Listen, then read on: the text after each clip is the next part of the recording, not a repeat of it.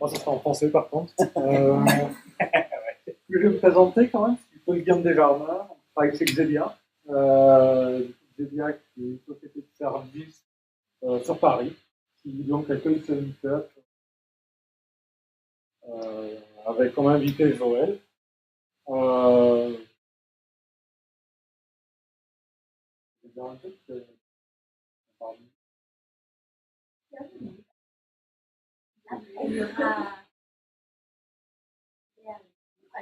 y aura à la fin du meet-up, on pourra discuter, s'il y en a qui veulent échanger sur les sujets. Il y aura quoi manger.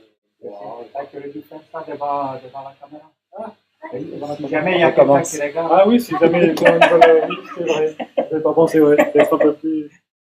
C'est un peu plus majesté. Voilà. Du coup, je vais laisser la main. Oui, je vais dire le nom. Je suis Nicolas Mille, en fait.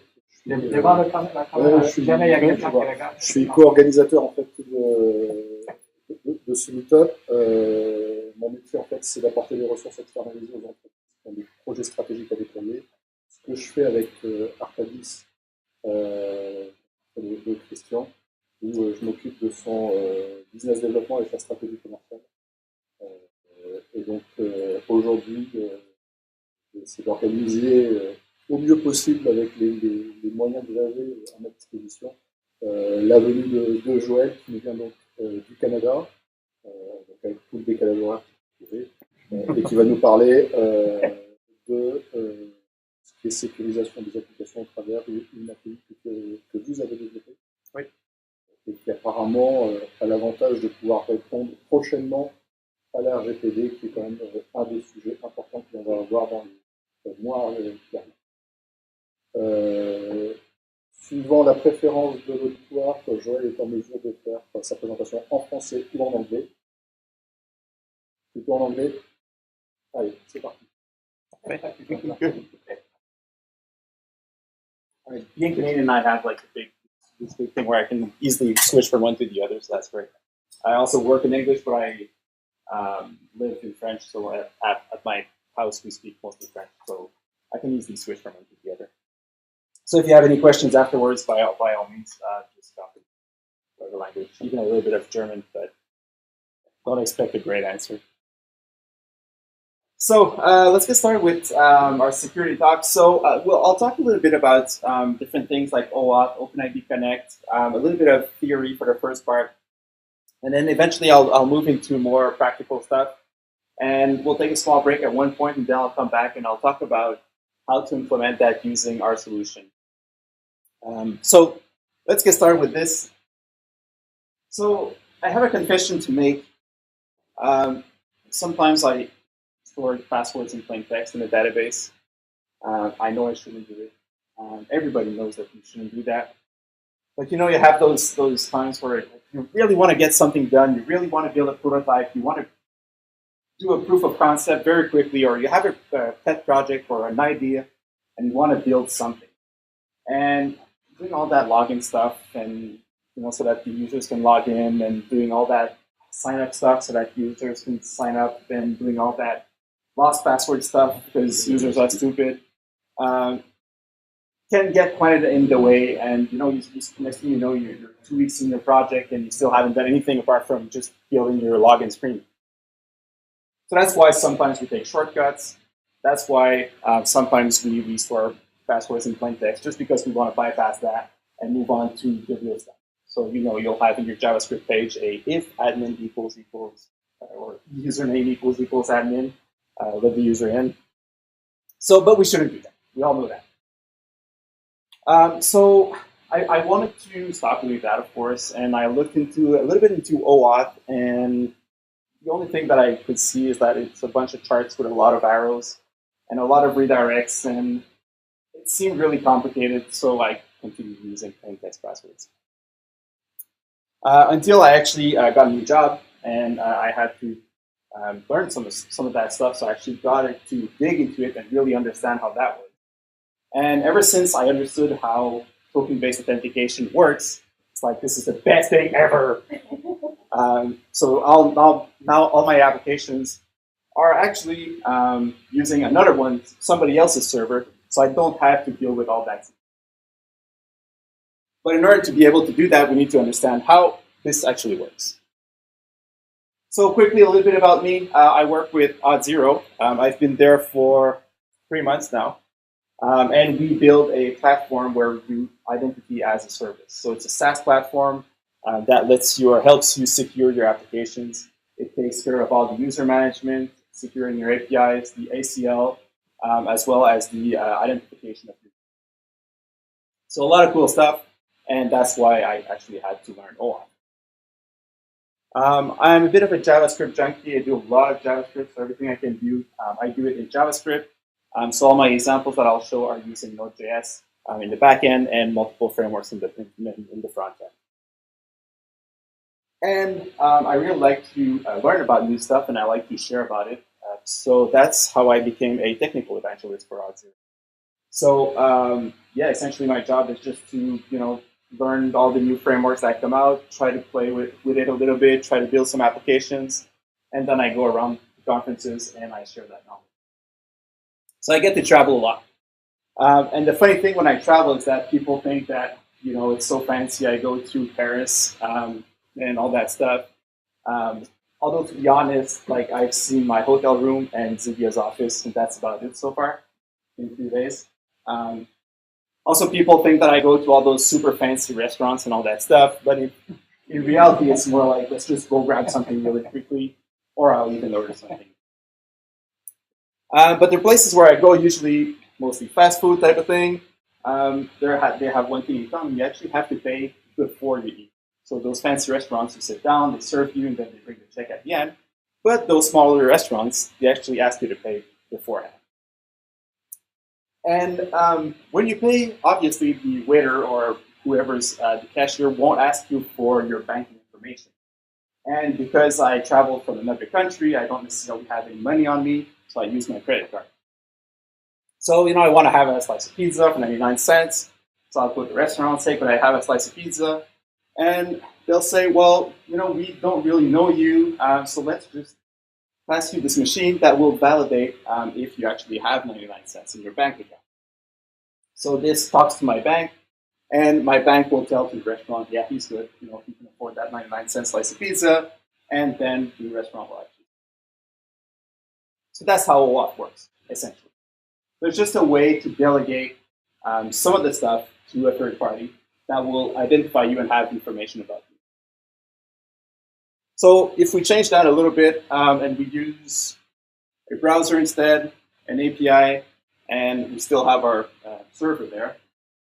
So if you want to access a resource on a server, you'll do a request. As long as the server cannot authenticate you or doesn't know who you are, it will redirect you to an authentication server or a third-party server that will validate who you are. And that server will give you access to the API. So the server will take care of communicating with the API to say, well, this user is who he says he is, and he has access to X and Y. So why would we want to do that? Essentially, it's to pass the buck. I think it's a very Canadian expression. Although Germany was really good at the last Olympics. Anyways, it still kind of hurts. So delegation, yeah. So passing the buck to somebody else, giving the control to somebody else. So that's the whole thing about OAuth. So you don't have to deal with all that security stuff here by yourself. You don't have to make sure that all of your passwords are encrypted and salted and all that boring stuff and all that stuff that I don't care about. And that there's a bunch of people at my company that are way smarter than I am, and they can take care of that stuff. So they can build their authentication server and all that, and make sure that all of that stuff is secure, while I can focus on what I like, which is either the front end or the back end of my. So let's take a step back and look at a traditional application. So I actually come from a PHP background. That's what I did since a long time now. And if we take a PHP application, the way it works, or the way it used to work, is that you have your browser that will make a request to your server, and typically an Apache server that runs a bunch of PHP stuff. And you will get a page. So you'll hit login.php. The server will send you a page with a form. So the user will fill in that form, send their credentials to the server. The server will then check that against their database, validate if you're who you say you are, if it's the right username and password combination. And if that's the case, it sends you back a cookie, and it creates a session on the server. So the session kind of is a way to identify the user. It takes care of handling different information about that user. The primary one being, is he authenticated or not? And the cookie will contain a session ID, which will be able, so the next time you'll connect to that server, you'll be able to find back that session, and the server will say that, yes, you are indeed authenticated. But that doesn't work well. It's hard to scale, first of all. It's also, well, in the world of REST APIs, it's kind of a state, introduces a state.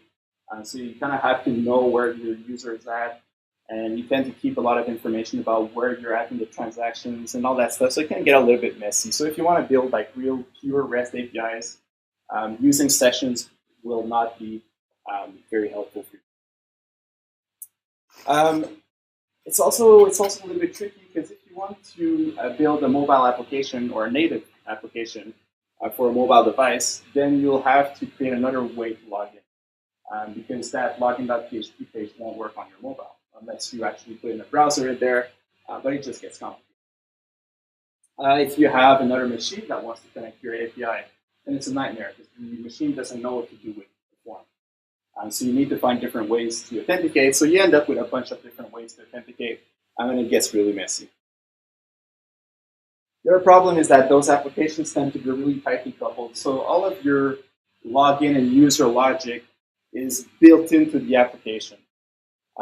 So if you need to spin up a new application for your business, and you want to build application B, you'll have to kind of find all of the pieces that have something to do with the users and paste that into the second application, and hope for the best. And you probably miss some parts, and it kind of gets really hard to make sense of all of that. And then you have to make sure that you maintain both applications. Whenever there's a change, you have to make sure that you apply it to both places. So it comes with all the nightmare that comes with any application where you do some copy and paste. If you're lucky, maybe you can connect to the same database, but more often than not, you'll have to use a second database for your user for a second application. And your users know that it's the same company behind both sites, but they have to create a new account on both, which is kind of a weird experience for the user. If you want to connect to a third-party API as well, the only way really to do it is to kind of store the user credentials on your servers. So then you'll need to either store them in plain text, or maybe you'll be able to use some kind of symmetrical encryption, so you'll be able to decrypt them. But either way, if somebody gets a hold of your database, you're just handing over all of your users' credentials for this third party. And finally, most users nowadays already have a gazillion different accounts. When I started at Auth0, one of our policies is that all of the employees must have a password manager. And I installed one, so that was 3 months ago.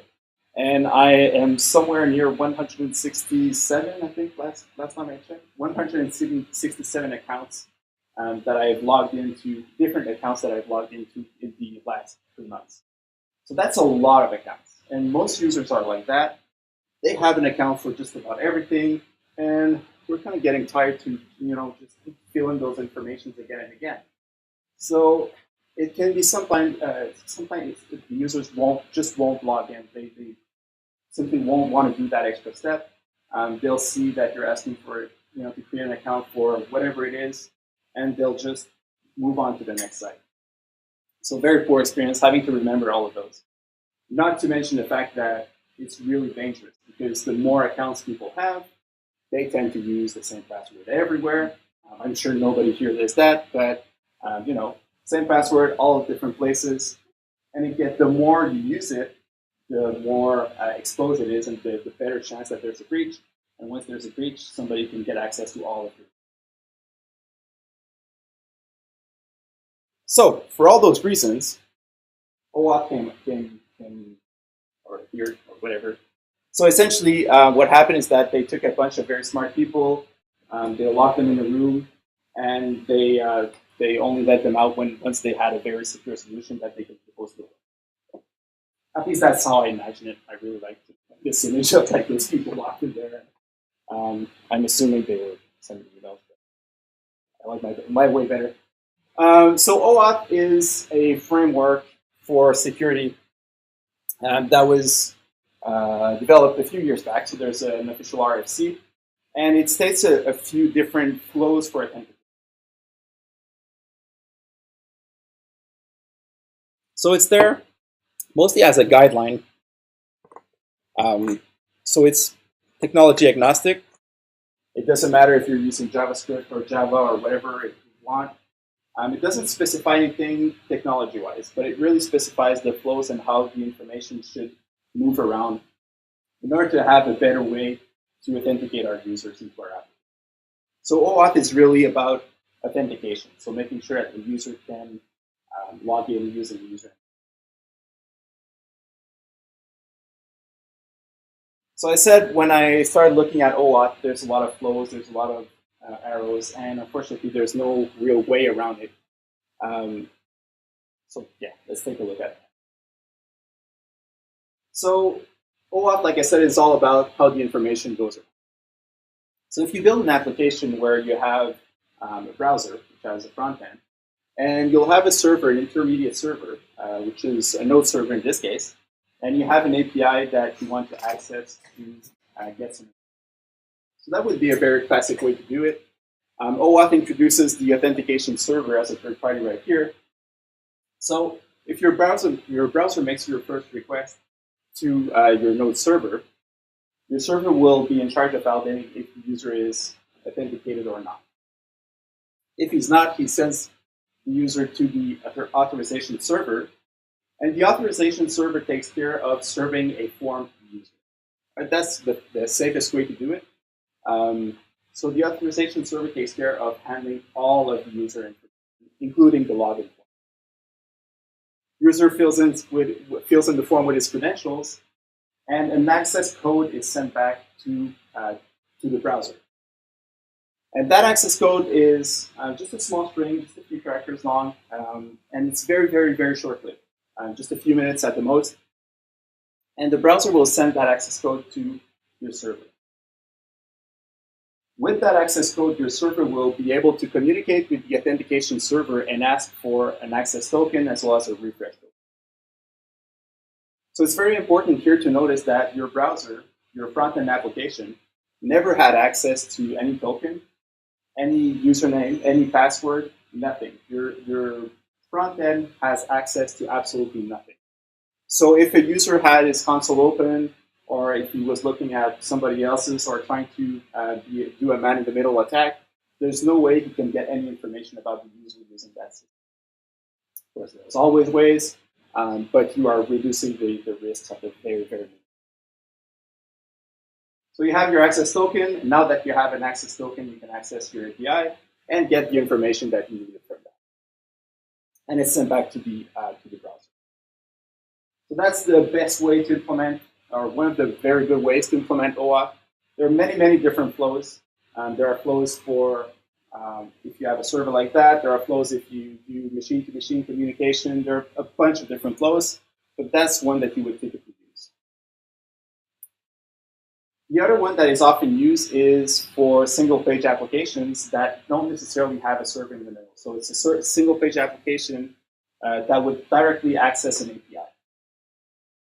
So if you've been doing a lot of React stuff or Angular stuff, that's probably a scenario that you've seen in the past. So the main difference here is that the browser will go and will take care of validating if the user is authenticated or not.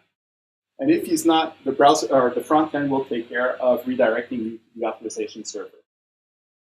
Now we'll do the same thing. The user will log in here, send back the access token directly to the front end. And then the access token can be used to access the API. Now, the main difference between this flow and the previous one is that there's no refresh token. So it's a very important difference. So it's only an access token that is. Now, it's the responsibility of the front end to manage that access token. So you have to be careful about that because anyone can intercept that access token and potentially have access to your API. But there are different ways to play around that. Right, so I talked about tokens already. But let's take a step back again and see what exactly are those tokens.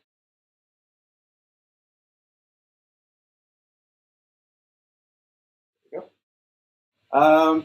Okay, so I talked about two types of tokens. I mentioned the access token, which is kind of obvious. It's the token that gives you access to. And I'll go a little bit more into details about the how a token is built. But for now, let's just say that a token gives you access to an API. It gives you access to a resource. It says whether you have access to this part of the database or not. It's fairly short-lived, typically under 2 hours. It really depends. Like I said, OAuth is not a framework. It doesn't really have specifics, but typically your access token should be short-lived. The reason for that is that if anybody gets access to your access token, you can access the API. Now, in the first flow, you also get a refresh token. And that refresh token, its only job is to enable you to get a new access token. And this one is very long. So the refresh token will typically be, sometimes up to infinite. Like it won't have an expiry date, or sometimes just many years. And sometimes a little bit shorter, so it can be pretty much how you want to do it, but it's typically much longer. So why not just make longer-lived access tokens, right? There's no point to having those two if you can just get another one with the refresh token. Well, the main reason for that is because the refresh tokens can be revoked. So I don't know if you've seen this page on GitHub. There's a page where you can go and you can see all the applications whenever you said, I want to log in using GitHub. And it lists all the applications that I have used that login. So that's GitHub. Google has the same type of account. So really, each time you say login using Google, it adds the account right there. And if you click on revoke, this is exactly what it does. So it takes care of revoking that refresh token. So the next time that the call for paper for Association Française des Utilisateurs of PHP, that's what making me realize that, and there's also Paris Web there. So next time I'll log into their sites, if I do a revoke, the application or the server will try to get a new access token using the refresh token, but it will see that the refresh token has been revoked, so it will redirect you to a login. Right? So that's why you use refresh token. In the case of the scenario where you didn't have any refresh token, once your access token expires, you need to ask the user to relog. Now, tokens can take many different forms. They could be WS federated if you're into the Microsoft technologies. You could use SAML if you really, really want to do XML. It could be any custom stuff. I think Salesforce has like its own sort of weird tokens, or it could be JWT. JWT stands for JSON Web Token because why use any other technology than JavaScript when you can actually use JavaScript, right? It's typically used in modern applications, and that's because OpenID Connect also uses JWT as a standard, and I'll come back to OpenID Connect in a few minutes. But for now, let's just stick to a standard JSON Web Token. First thing about those is that they're often referred to as JWTs, and some people say JOT, which I really don't get. Like it's JWT. Like it's kind of all that whole GIF and GIF debate again. So please, just make sure that you all call it JWT. That's like my crusade, which is why I travel the world. So there's three parts to our to a JSON Web Token. The first part is the header. The header will specify what this thing is. So it has a type, which is JWT, obviously, and it has an algorithm. So it will specify which algorithm is used for the signature. So it could be just about anything there. Once again, there's no standard there, but that's the information that you would pass in. Now the payload is the core of the token, so it's all the information that you want to pass. Once again, no standard really. There's a few reserved keywords. Sub is one. Stands for, I forgot, subscriber, I think. Typically, it's the user ID. You have IAP, which is the issued at, so it would be a timestamp that specifies when this token was issued. EXP, which is the expires at, another timestamp. There's a few more for security purposes. ISS is the issuer, which specifies who created that token. And AUD is the audience, which specifies who is this token meant for. So if you want to do extra security, you should definitely always check. Whenever you're using a token or consuming a token, you should always check, is this token meant for me? And was it issued by somebody that I trust? Apart from that, you can pass just about anything. As a standard, people usually pass in scope, which is the set of permissions that you give to your user. No real standard there. Typically, once again, you would say resource, colon, and the type of access that you would give to that user. So in this case, say it's a blog, I would say, well, this user can read the posts and can write new posts. So no real standard there, apart from the fact that each permission must be separated by. And then you can pass it just about anything you want. In this case, I'm passing a name, so I'm passing my name. So that's the basic. And finally, you have a signature. And the signature is very important. It's the part that guarantees the integrity of your token. So if you change anything in the payload, so say you want to change the user ID there, or you want to change the permissions, the signature, unless you have the actual secret key, won't match, won't be valid, sorry. So both the server and the authentication server both have access to the secret key, and they can validate if the signature is valid, and thus verify if the token is valid. So you take those three parts, you base 64 encode them, and you concatenate all of that using dots or comma or periods, and you get a string like that. So this big blob. So it's just a string, very lightweight, and it's very, very easy to carry around. So you can pass that as a query parameter in your GET requests. You could pass that as a header. Typically, you will pass that as a header, and you can easily carry around your access token. If you go to a site, there's this JWT.io site, which you can just paste in any JSON Web Token there, and it will actually decode all of the information. So as you can see, I just took the JSON Web Token from the previous slide. I've pasted it in here, and you can see that the payload is what is it. So your JSON Web Token is non-encrypted. Anybody can actually see the content. So you can put anything in your payload, but be careful about what you put there. Don't put any sensitive information in the payload of your JSON.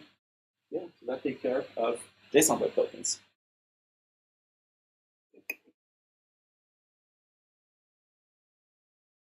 All right, we'll take a quick look at some code too.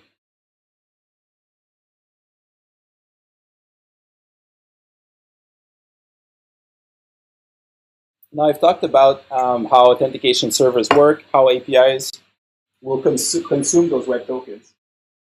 So let's look at how to build one very quickly. So I've built like the simplest possible authentication server and the simplest possible API. Please don't use that. Like, the code is available, but don't use that in production. Like, it would be the worst thing ever. But it kind of gives you an idea of how things work. All right, so to build your authentication server, we'll use an Express server. Body parser. Is everybody familiar with Express and Node.js? So. All right. So Express is a framework to build a server, to build the web server. And body parser is what is a plugin that we'll use, or a middleware that we'll use to read the information that is sent by the browser. Especially in posts, it makes it a lot easier. We'll also require a JSON Web Token, which is a library that enables us to create JSON Web Tokens.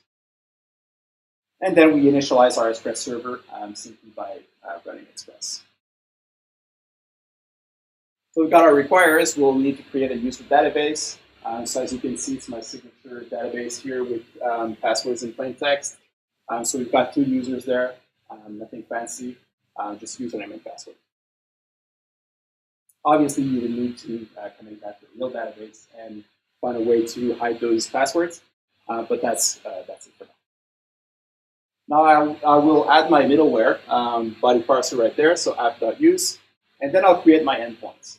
And for this authentication server, we'll keep it as simple as possible. So we'll have one endpoint, which will be a post, so it will accept post requests. And it will take care of validating it will take care of issuing tokens. So that's its only responsibility. There's no sign up, there's no lost password. So it's only the users that are there, and we can only get them. And finally, we do a catch all just for any other request. Okay. So the core of our authentication server, or token issuer as we call them sometimes, is this endpoint here. So we post our username and password there, and we will process that information. So the first thing that we want to do is to check if there was a username and password sent in the request. If there wasn't, we'll simply stop right there. We'll return a 400. It's an invalid request, so there's nothing we can do with that. But if we had a username and password, we'll move on, and we'll try to look into our database, try to see if we can find a user that matches the username and password that was sent. If it doesn't, stop right here. We send a 401. User is not authorized. See that. And if we have a valid user, we'll create a JSON Web Token. So we'll use jwt.sign, and we'll define the payload that we want to send. So that middle part of the JSON Web Token is just a JSON object that we use here. So we'll send back the user ID. We'll send back a scope just for the sake of it. And just for fun, we'll send back the username. The second argument is our secret key. So in this case, it's my super secret. And this will be used to verify the authentication or the integrity of our token. And we can pass in different options. In this case, we'll just say, well, this token expires. And finally, we redirect. I forgot that part at the beginning.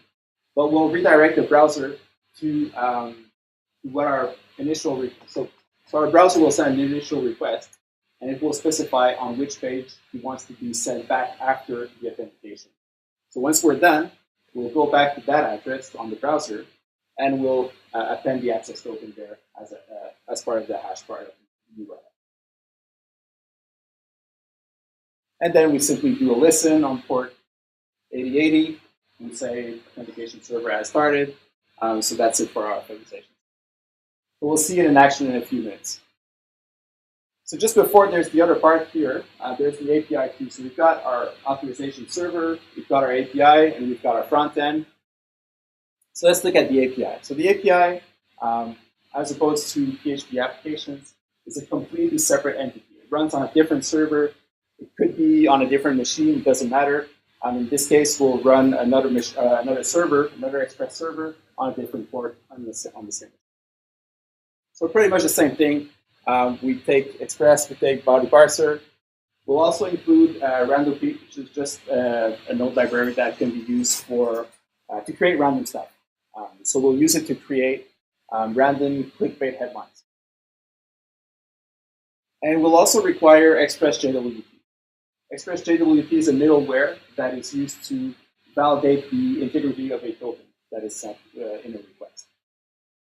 And then we initialize our server, and that's it. So then we initialize our middleware. Like I said, JWT, or Express JWT is the middleware to validate the integrity of a token. There's a bunch of different checks that you should do. So when I mentioned you should check the audience, you should check the issuer, you should check all of those information. You should all do that here. Let's keep it simple, and we'll only validate that the secret key is my super secret. So both my authorization server and my API will share the same secret key. And now we'll have two endpoints on this API.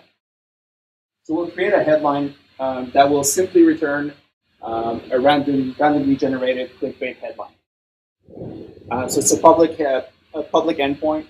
There's nothing fancy with it, so it just sends that information. We'll have a second endpoint, which will be a protected headline, /protected/headline. And this one will send, once again, random clickbait headlines featuring yours truly in this case. So they're both really similar. The only difference is that the second one uses the middleware. Right? So we say for this one, check if the request has a valid header or a valid authorization header. And if it does, then you can return this random headline. If it doesn't, it will send a 401 saying this is an unauthorized request, and it will not let the user see the headline. And then we do our catch-all, and we listen for our requests. Same thing as the previous one, but this one will run on port 888. Finally, the front end. There's so many different frameworks nowadays. I won't list all of them, so I'll spare you that. The only thing that you need to do is that you need to send this special header with your request. So you need to make sure that there's this authorization header sent as part of your request once your user is authenticated.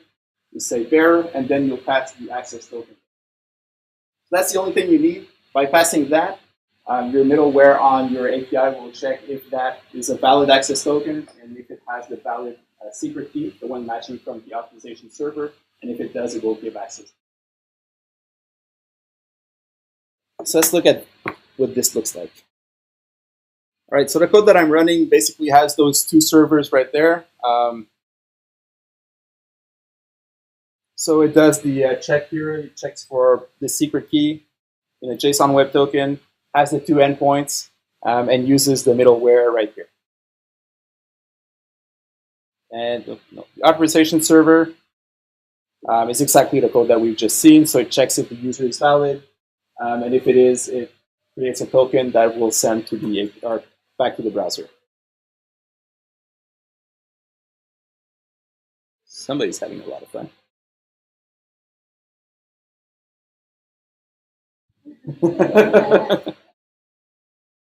All right, so we've got our application here. So if we try to get a random headline, okay, we've got something. So Neil Patrick Harris drew two wet drug dealers, and you won't believe what happened next. All right, so just some random clickbait headlines, random silly stuff. If we try to get an awesome headline, one featuring yours truly, we're getting a 401 error. We're getting a no authorization token. That's because we're not logged in yet. So if we try to log in, and we did a few checks, right? We wanted to check if the user is actually passing some credentials. So if we try to log in here, we're getting a 400. We need a username and password in order to process that. So if we try to enter a username and the wrong password, we're also getting a 401. So the user is not found. So 401. If I enter the right password, we're getting a 200. So it was a valid request, and we're getting a token.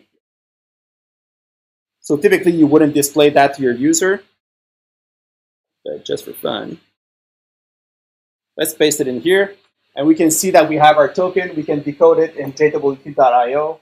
We have the user ID, we've got the scope, and we've got the issued at timestamp as well as an expiry timestamp. So this and expires at 8:05, so it's only valid for about 10 minutes. Right, now that we have our token, there's many ways that your front end could use that. I'm using local storage, so if you want to take a look at my code, that's the way I do it. It's not the most secure way to do it. You should never actually store it anywhere. So you should keep it in memory, which is probably be the safest way. But then if the user refreshes the page or moves aware, like he needs to log in again, which can make for a weird user experience. So security in general is always a matter of calculating the risks.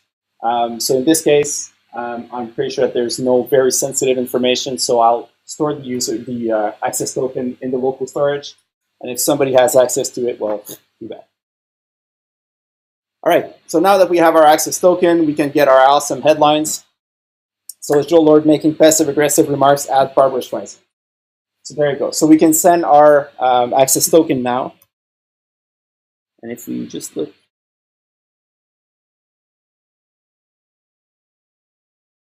let's get another one.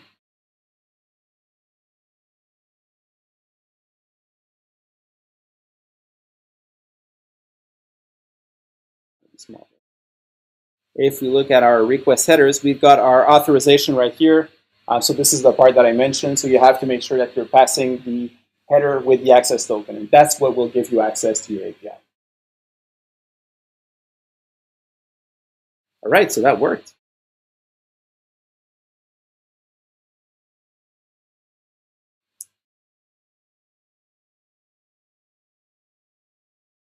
All right, so like I mentioned, it's all about delegation. So it's all about making sure that if you're doing the front-end work, you can focus on the front end, and you can really put all your resources there.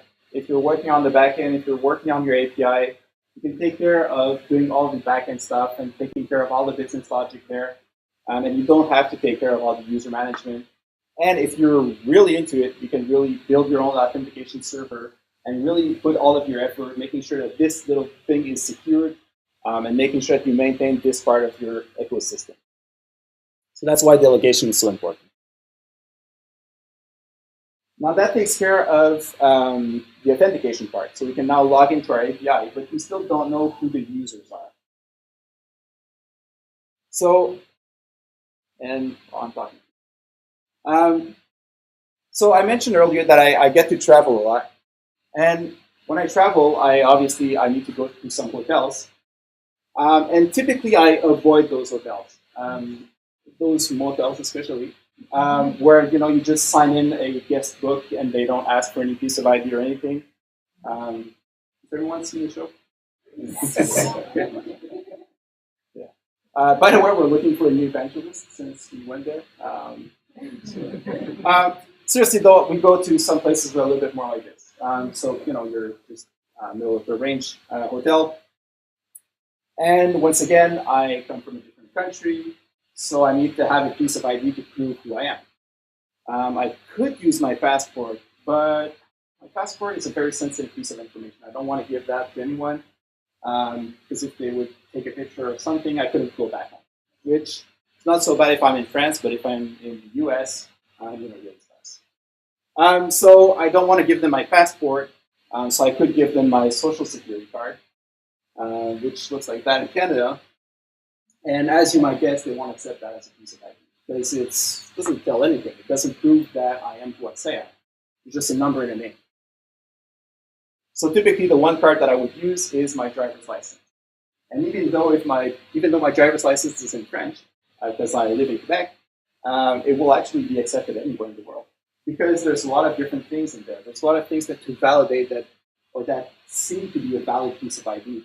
There's like holograms, if you kind of move it a little bit. There's like all those barcodes in the back. There's a phone number that you can actually call to validate the integrity of that driver's license. So, it really seems like a valid piece of ID. So pretty much everyone will accept that. There's also a lot of information about me on that driver's license. There's my picture. Well, not my picture, obviously, but there's a picture. There's a name, there's a user ID, if you will, the driver's license number. There's also an address. There's a bunch of conditions, my permissions. So I'm allowed to drive a car, but I'm not allowed to drive a semi-truck. I need to wear my glasses when I drive. All of that is on my driver's license, and there's also an expiry date. That makes it a valid piece of ID. And OpenID Connect is basically a protocol that provides you with that type of information. So it provides you with the identity of the user. So very quickly, OpenID Connect is built on top of OAuth, so it uses the same type of standards. There were previous versions of OpenID. They kind of wanted to build like this unified single username for the whole internet. And for some reason, Google and Facebook never wanted to go with that. So they'd rather keep all of your information. And basically what it does is that it provides an identity token in the format of a JSON web token. So that's why OAuth will often use JSON web tokens as well, because it makes it easier to use the same one all across the board. The only thing that you need to do if your authorization server or authentication server has OpenID Connect enabled, you need to pass OpenID as a scope. So you remember the scope in the JSON web token, you would add OpenID in there. And you would also add whatever information that you want to get about the user. So those are the standards. So it could be the full profile, it could be the email address only, it could be the address, the phone, and so on. So you'll do the same type of flow. So you'll connect to your server, you'll pass in scope is OpenID and profile in this case. You'll send that to your authorization server, send back the access code, you get your access token and refresh token. And if you do another request using that access token to the user info endpoint, you will also get an identity token. So very quickly,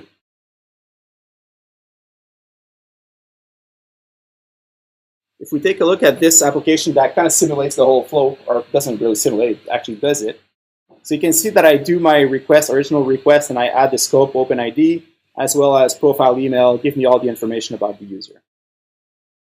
So I start the process, I'm redirected to an authentication server, auth0 in this case, and I'll try to use, I'll stick to Google. All right, so I'll log in using my Google credentials. I already connected once to that application, so it's not asking me for extra information or my password. The first time you would connect would also give you the consent UI, which asks something like, oh, this application wants to get access to your profile, your list of friends, your email address, and all that stuff. Do you want to allow them, yes or no? So you would see that screen, but I've already tried it in the past, so it's not asking anymore. I get my access code, so this very little string, and I can send that access code to the server in order to get my access token.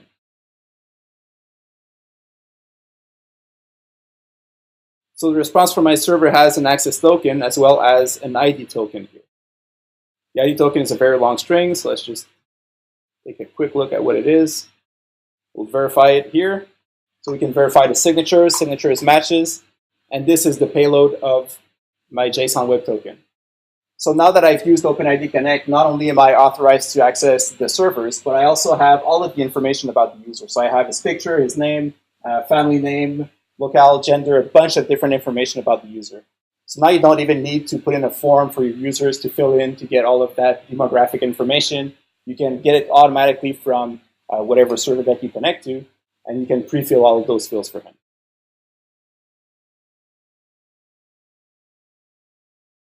So it's all about delegation. So making sure that you are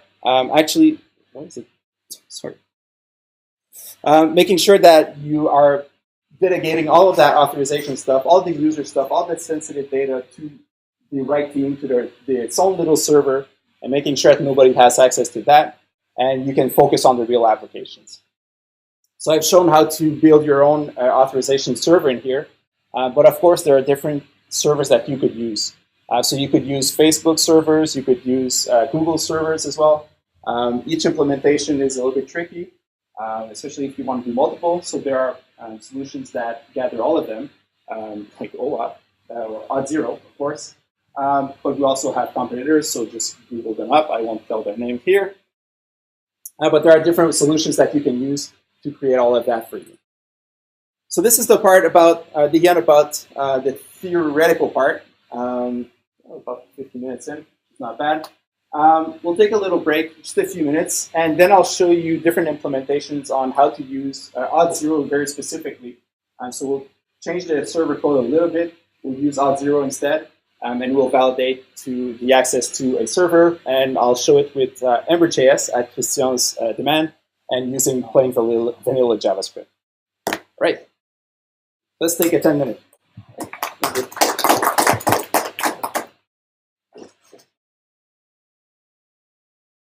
All right, let's get back to this.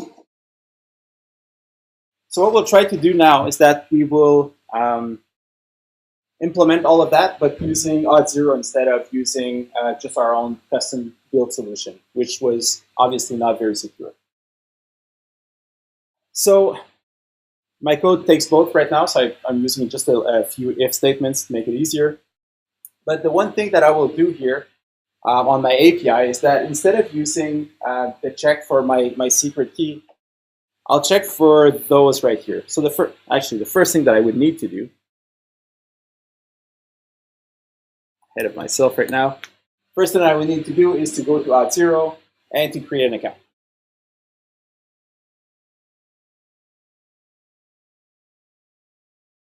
So I'll just log in. All right, so auth0 is a very cool platform, yada, yada, yada. There's a bunch of features. I won't go through all of them, but I'll just show you the main stuff. So the stuff that you need to know in order for us to be able to continue here. So when you log in, you get access to your dashboard. You can see all the users that connected. So if you want to manage those users, it makes it really easy to manage all of that. Am I like right in the middle of the? Let's move this later. Sorry. All right. So you've got your dashboard and you've got your clients. So your clients is every one of your applications that will connect to an API. And you've got your APIs, of course. So the fun thing about this is that if you create a new client, you'll give it a name.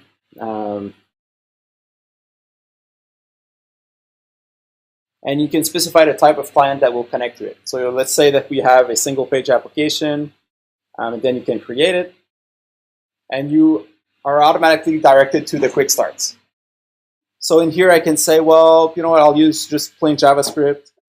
And it gives me all the instructions on how to build my own stuff. And you will see when we get back to the client part, all of your parameters are already, or should be pre-filled. Right, not that one.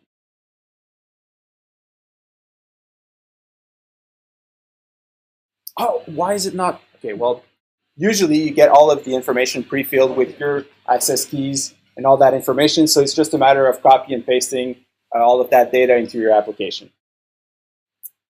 You get the same thing for your APIs. So I'm using this one. I can go to the quick start and it tells me all the configuration. There it is. So it has all of my information pre-filled. So I already have my secret key, the audience, and the issuer. Those are the information that I want to validate. And of course, you have for PHP, Node, C#, and so on.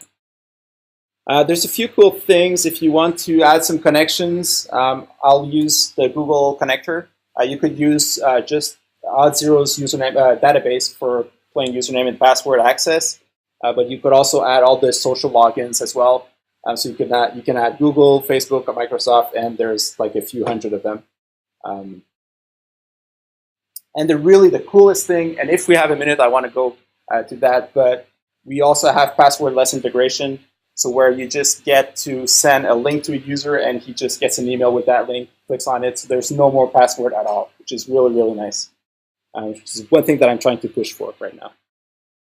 So that's all you really need to know about auth0. So let's go back to the code. So as I mentioned, our API will do the checks and it will take the information that I've just copied from auth0's website in the quick start. It has all that information filled in. So we will validate that the secret key is valid. So it has to be shared between the authorization server, of course, as well as the API. We'll check for the audience. So the audience is who is this token meant for. So the name of my API is secure-spa auth0. So I validate that this token is actually indeed meant for me. And I check the issuer. I want to make sure that it comes from a trusted source so that this token was issued by auth0 in this case. And that's it. That's all you need. So you can completely drop your authorization server now and simply use that in your API, and it should work out of the box. So I'll use the same middleware here. So as you can see, that's the nice part about delegating all your authorization server, is that you can just switch them. So Auth0 is built on all the standards that I've explained earlier, so OAuth, OpenID Connect, and so on. So because it uses all the standard, it's easy to switch them and to use a different server if you wanted to go with a different solution, or if you get to a point where your organization is big enough and you want to actually build your own in-house solution at one point. So that's all there is to it. Let's move on to the application now.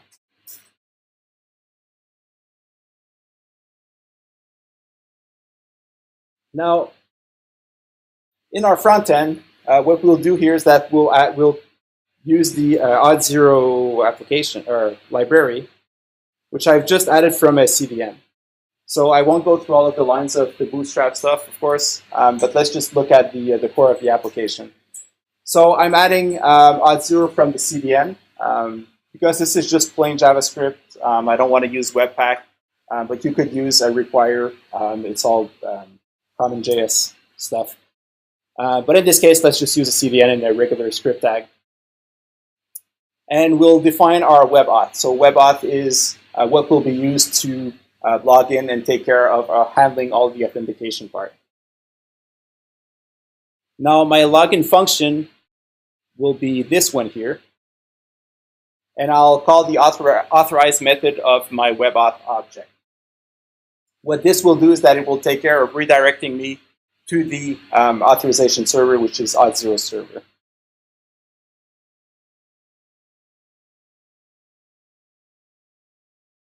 Now, Auth0 will take care of handling the authorization. And actually, let's just run this one for now.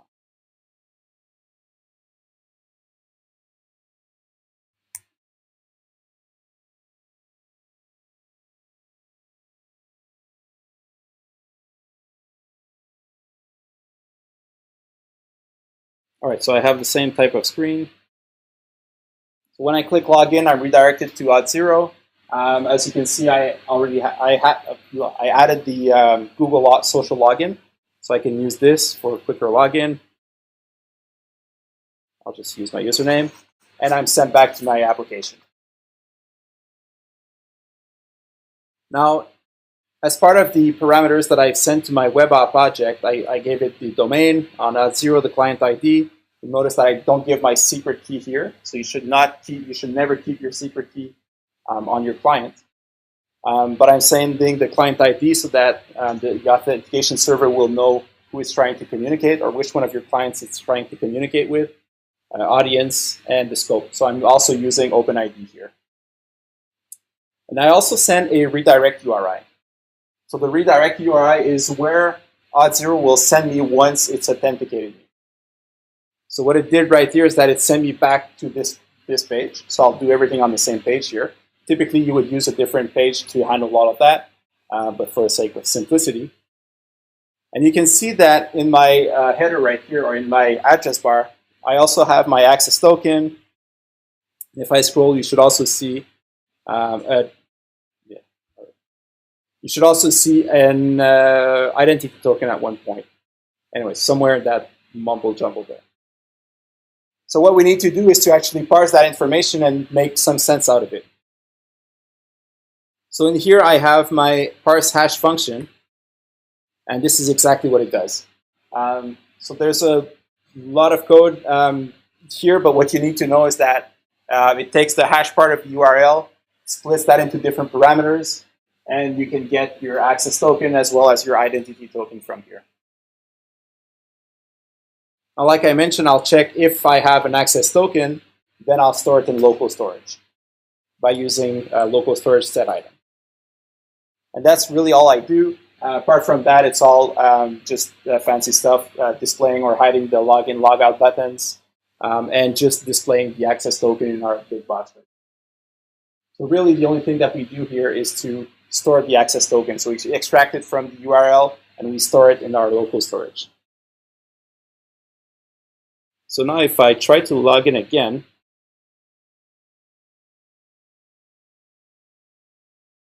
now that my parse function is there, you can see that I parse the information and I get my access token as well as an ID token.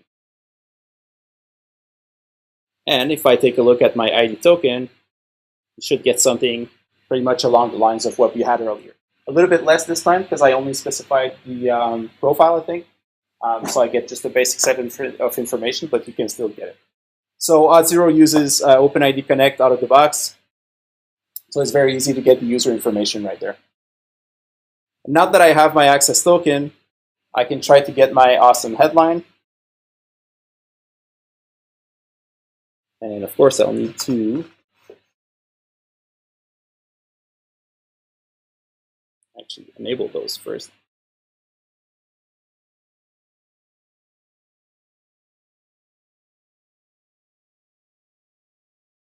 Start again.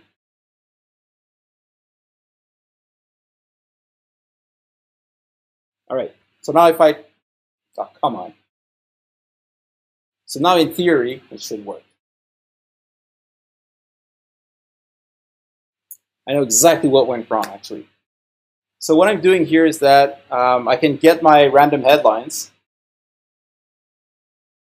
And if I do the awesome headline, I'm getting no authorization server token. So what does that mean? Well, it means that I'm not sending my authorization token. So I built just a quick helper library here to make it easier to do requests and to always make sure that I always include my authorization server in this case. So what I do here is that I simply check, and if there's an existing access token, so I'll check in my local storage, and if there's one that exists, I'll add that as one of the headers, and I'll add this header here. So I'll add authorization, bearer, and the access token. So now that I have this, I'll log in again. I'm just trying to brainwash you with our logo. All right, I got my access token, and I can now get my protected API resources. And that's how you implement. Auth0. So very, very simple. It's not any different than the one that we did earlier, but it also you get for free all of the OpenID Connect stuff, which we didn't have in the previous one, and you also get a lot more security than the plain text password that we had earlier. Now, when we work with single-page applications, we're not necessarily interested in blocking the access to the data. So that's really on the API side. So that's one thing. But in a single-page application, typically you will have multiple pages. And you'll have a router that is built in your, probably built in your framework. In this case, we'll look at vanilla JavaScript again. And you'll have different pages. Why? Why is it not working today? Oh, I know why. Sorry. Okay, because I commented out the code. So you have different pages. So you've got your secret areas, you've got your home page, and some of those pages you'll want to protect them. So it's all in your router that you'll have to do that. So homepage, obviously, let's keep it public. We want all of the users to be able to see that. Our headline, our header as well. But the secret page, that one we want to protect because there's like very, very sensitive information there.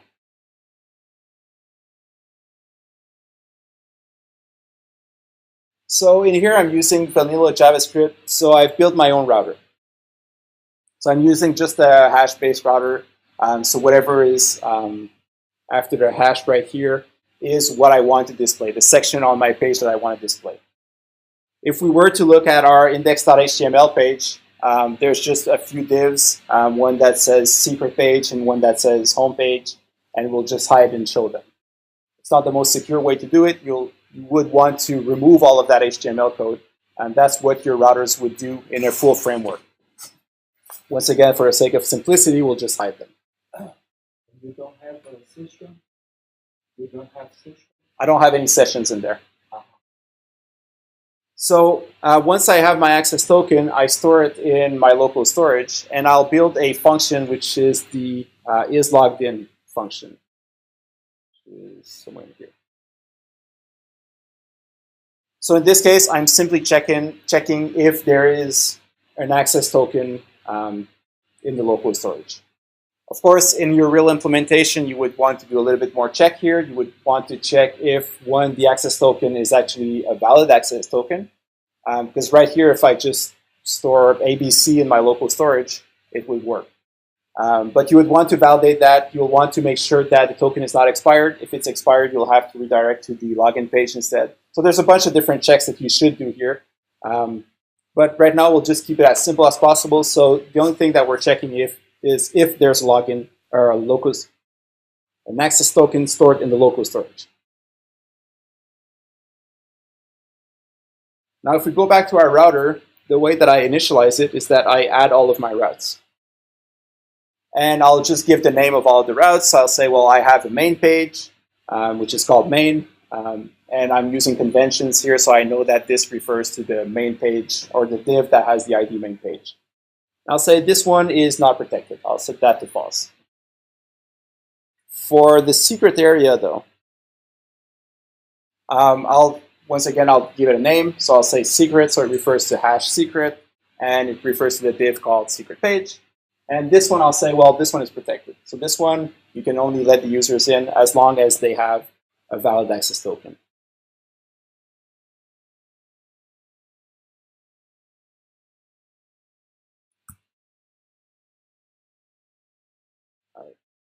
So the only check that we do here, whenever the hash changes, we check if the selected route or the hash base of the hash part of the URL is actually one of our routes, if it exists. And if it exists, we'll check if it's a protected route. If it is, we check if the user is logged in. If he is, we show the page. And if he's not, we send him to the unauthorized page. So it's very that simple. So the only thing that you do really is that you add that protection in your router, and your user, and of course, if you have a more elaborate router than that, the HTML won't be there, and the users won't be able to access it as long as they don't have a valid access token in their local storage. I also mentioned earlier that local storage is not the best way to do it. So one way to do it typically would be to only keep it in memory. But if the user refreshes the page, we lose the memory, of course. We lose the access token, so you have to log in again. So it's not the best user experience, but it's much safer. So once again, security is never black or white. So you have to kind of pick where you want to stand in there.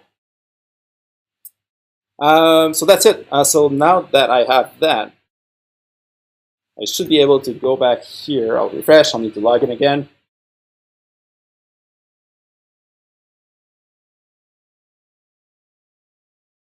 All right, so now I have my access token. So if I try to go to a secret area, it works, but it was working before, so let's log out. And now that I'm logged out, if I try to access the secret area, I'm sent back to the unauthorized page, so I cannot see that page. So really, it's very simple to add that security using web tokens into your single page applications. So that's cool. It works in a vanilla, so very simple stuff. So does it work into a full framework? So I was fooling around earlier with Ember. And I haven't done any Ember since 2015. I went to the Ember conference in Portland, which was great. I think it was the second one. Yeah, it's just when they released Glimmer. Anyways, it's been a while since I used it, so I kind of, the code is probably not perfect, but still, it always breaks down to this. When you want to secure your single page application, it's all in your router. So what I did is that I looked for my router in Ember. I just need to find it. No, not this. That's. So I have the exact same application that is built using Ember in this case. And the only thing that we do here is that we check, and I have a service, which is my authentication service, which is exactly the same code as I had in my auth.js page in the vanilla code. So I inject that service, and in that service I have a isLoggedIn method. So I'll check if the user is logged in. If he's not, instead of displaying the page that is currently being invoked, I'll transition him to unauthorized instead. So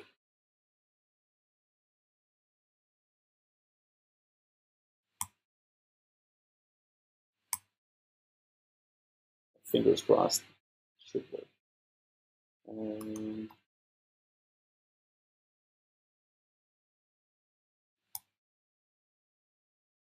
All right. So as you can see, or almost the same page. I think there's a few visual glitches, but it doesn't matter. So if I try to look at my secret area, I'm redirected to this unauthorized page. And if I log in,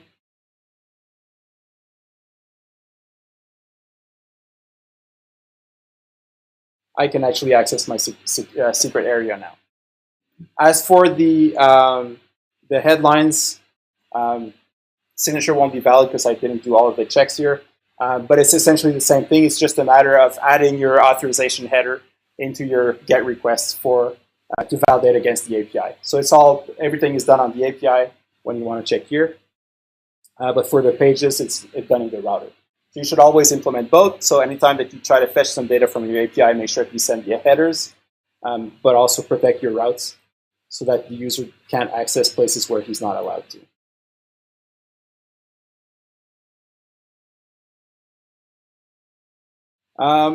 Code is on GitHub. There's also, I did a Vue version of it. I'm working on a React Redux. So I'm just continuing to build, but it's always the exact same application that I'm just doing in different frameworks, which kind of helps me to understand the frameworks, but also gives you examples if you want to take a look at it. Okay, I mentioned passwordless. Passwordless is like the new best thing ever.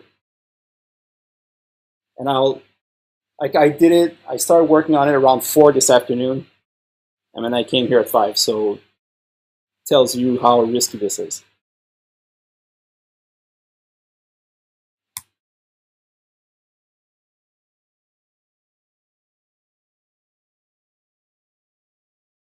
So passwordless is, well, as the name says, it's just an authentication without using a password.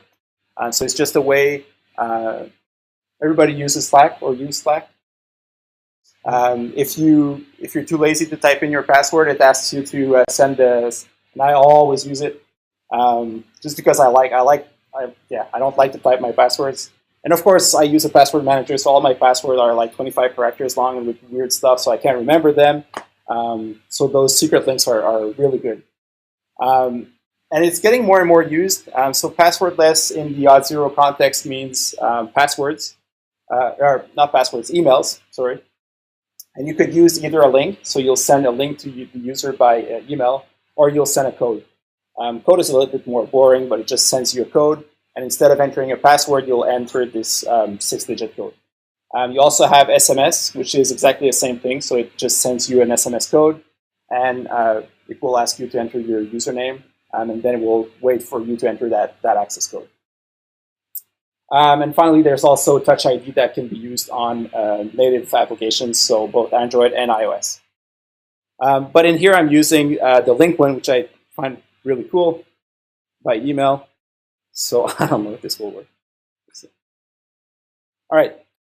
So as you can see, there's 2 different implementations that you can do on Auth0. You can either send your users completely to the Auth0 domain and let Auth0 handle all of the security stuff, or you can use it at an embedded widget like this.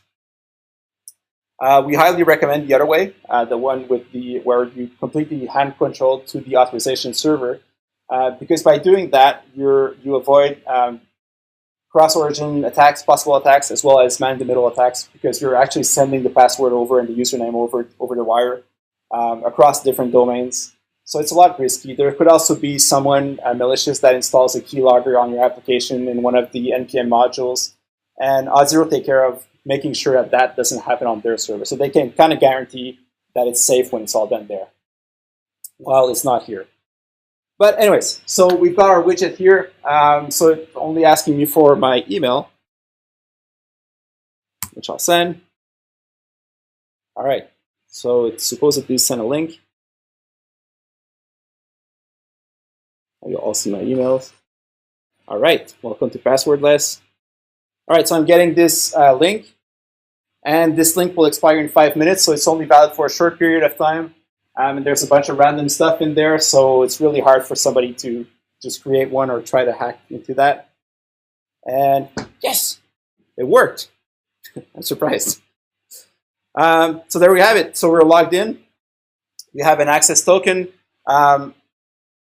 The headline won't work because I'm using a different encryption there, but you see that I have my ID token. So if I check that, I have all my information. So it's the same type of thing. So I get all of the information. And it makes it for, I think, a much better experience for your users as well. Of course, they're open in a different window, but and then I can do all the same thing. I can go to my secret areas. Yeah, and there's a few glitches still, but it was it's interesting because it was actually very simple to implement. Just a new client, and pretty much everything is exactly the same. The code is a little bit different because I wanted to use the widget in this one, but you could use exactly the same interface as before, with just a few extra options. So that's how you implement Auth0. So I think that's all I had for today. So yeah, I don't want to bore you to death, so I'll stop it right there. Thank you very much for being there. And if you have any questions, I'm available and more than happy to connect, whether it's right now or in the future if you need any help with Auth0 or authentication in general. So thank you very much.